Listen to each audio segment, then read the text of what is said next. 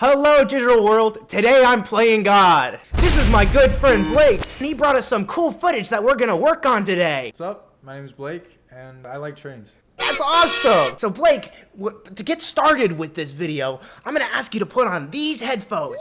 Put on a pair of these headphones. I'll do anything you say. Yeah, there we go. Good. Nice hat, by the way. I'm a Mason. Good to know. The Freemasons have done more good for this country than you think. Look at all these statistics right here. Pro-Freemasons. Sounds good. Blake, you gotta put on your headphones now. Put on the headphones. Okay, I gotta put on the head. You can take this off for a second. Oh, put it back on, put it back on, put it back on. Destroy Adam. Fuck. You okay? Took me like 2 seconds to put mine on. I'm ready to go. All right, Yeah, Blake, I'm ready. we're ready to go. 3, 2, 1. What? Dude, where the hell am I? Well, we're in your brain, Blake. We're in my brain. Yeah, the device you put on that neural headset I gave you, it allowed us to travel inside your brain. Because I'm one of the greatest VFX artists out there. I not only deliver on what the artist wants, I give them exactly what they're Thinking of. So, Blake, tell me a little bit about why you wanted to come on the show. So, I have a school project that I've been doing. Yeah? Yeah, it's basically what happens is a worm. We eat a gummy worm. A worm. Yeah, and he basically gets transformed and put into the gummy worm dimension, and he's really enjoying it. And then the gummy worms kind of start overflowing into his mouth. Oh my god. And he's just like, he's eating all these gummy worms, and he's like, fuck, oh my gosh, this is horrible. I'm eating all these gummy worms. Right. And then he fades out, right? And he's gonna be in black void, like a desert. And, you know, he stares at the ground and he sees this giant gummy worm popping out. A giant gummy worm. Yeah, we actually filmed it practically. We got one of those big, like, 1 pound gummy worms, and we got That's so creative. Yeah, we got one of those fishing wires. We put them in sand, filmed it on a green screen, and, you know, had it dangling around. So I'm really excited to see what you do with it. Wow, that's awesome. Yeah. I love gummy worms and I love creating art.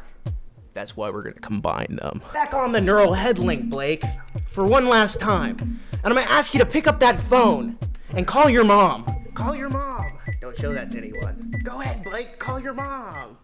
I think that's enough fucking numbers, Blake. It's my mom's phone number. Hola, mamá. ¿Cómo estás? ¿Estás bien? Estoy bien.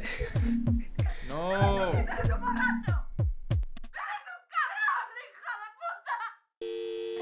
Why? This is such a... Blake, while that phone call with your mom was happening, I made a document that scanned your entire brain, and it put all your desires. No, that doesn't make sense. It put all your desires on a sheet of paper. I thought you were already in my brain. Check under your seat, Blake. Check under it. Where'd he go? Where did this dude go?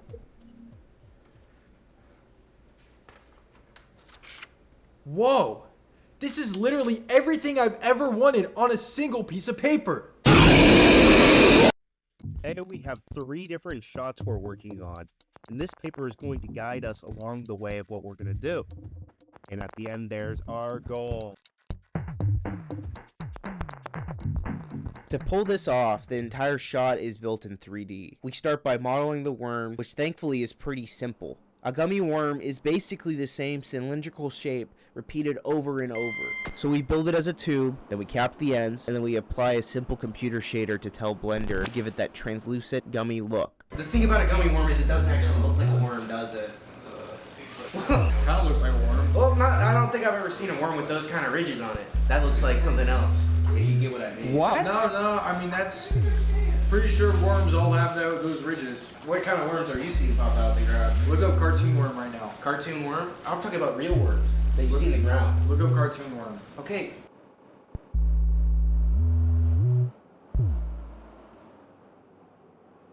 The worm in this context is moving fast, and when something moves through an environment at that speed, the whole world has to react. To do this, we simulate the sand so it behaves more like a fluid. In a high-budget production, this would involve extremely detailed and expensive sand simulations, but that's way too resource-intensive for a single graphics card. Even though sand is solid, treating it this way lets us exaggerate the motion while keeping a sense of weight and scale. This guy's like, hey, you wanna have a good time? I don't like them. There's something wrong with him. I kind of like him though. Yeah? I'm gonna save him. Whoa, wait, go all the way to the left. This one? One day. Dude, like that. But like, it doesn't really make sense. Why is this like a cartoon character at that point? He is a cartoon. It doesn't even look right. I think it looks great. Okay.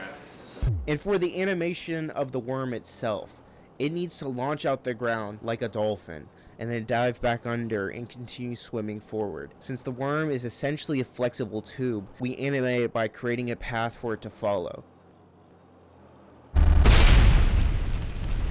Pretty good, right? That looks like the worm, right? Yeah, I mean, that's like what I imagined in my head. Yeah. Wow. Wow. Dude. Right on. Right. On right.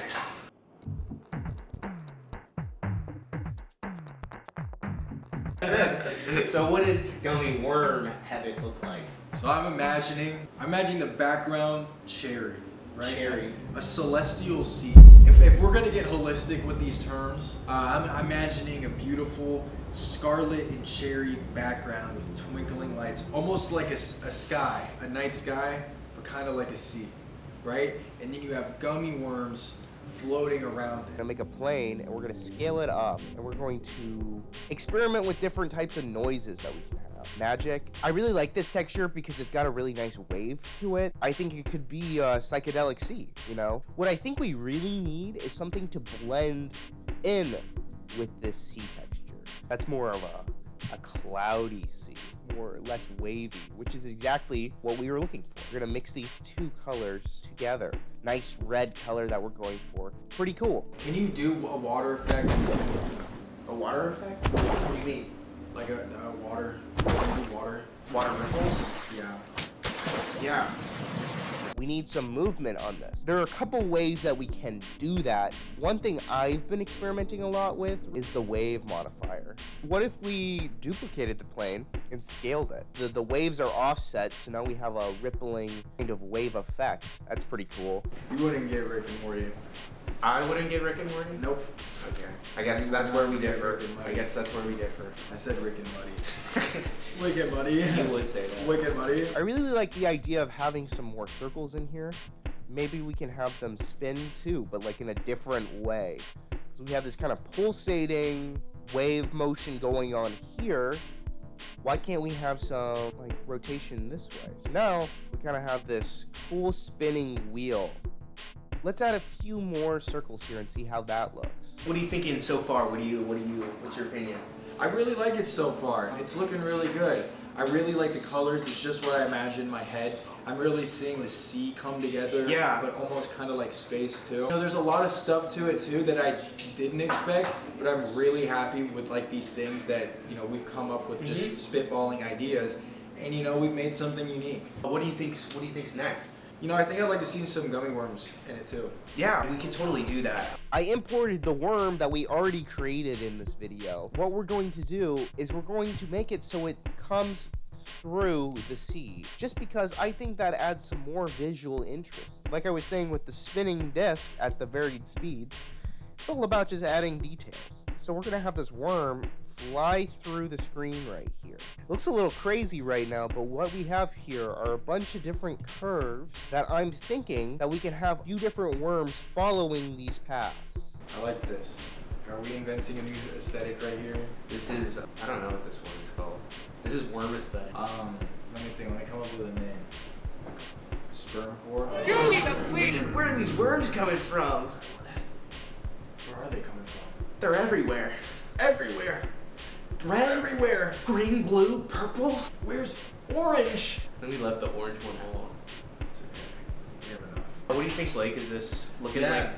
It's looking good. Awesome. I'm fucking with it right now. Yeah, I think it was such a good idea to have the different worm colors, so really cool. So let's render out the background and then we'll do the worm.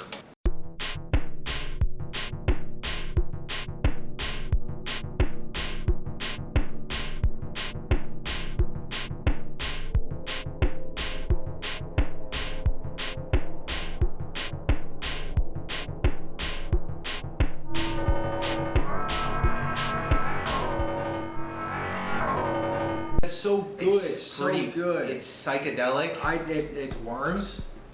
and it's experimental. Oh, I like it. I like it. I like it. I like it. Guys, if you like this effect, tell your mom about it. Guys, if you like this effect, slap your mom about it. I said, that's not it, mommy.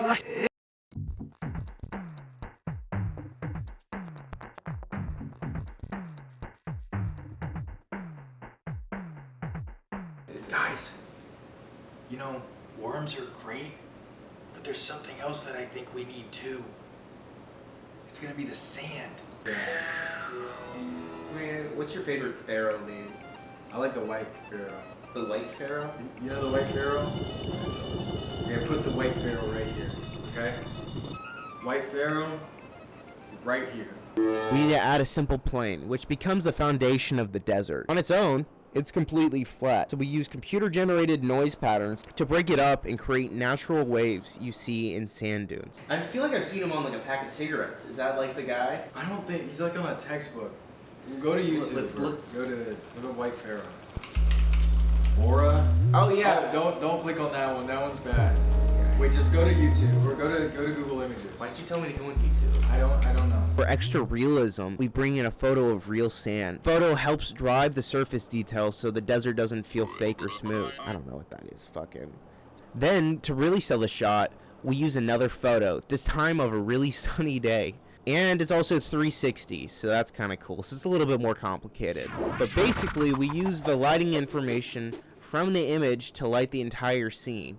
It would work the exact same way as a flat image. We can do the same thing, but this is a complete 360, a sphere. That way, shadows, highlights, and overall mood match how the sunlight actually behaves in the real world, which is far more difficult for Blender to achieve. Yeah, Anna. Okay, yeah, I've seen it. He's in the textbook apparently. You know, if I ever made a pack of cigarettes, this is the guy. This would be my mascot. It'd say in big text, John Cigarettes. Once that's set up, we're going to take the worm footage that was shot on the green screen and place it with Blake's character into the scene. From here, we have complete control over scale. Blake can be huge, the worm can be tiny, or they could both be tiny little guys. There's basically endless possibilities.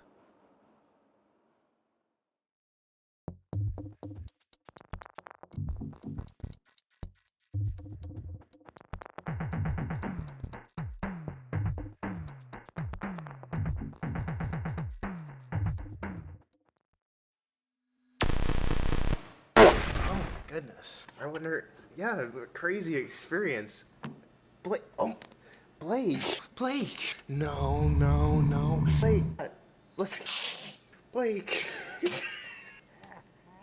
Come back to me. I'm crying. I'm crying tears of sorrow for my boy Blake. Blake. Oh, you're alive. What's up, man? What happened? Oh, I thought you had died. Oh no, man. I was just Don't cry. It's okay. No, you smell that? What happened? I think I shit myself. Roll the clips.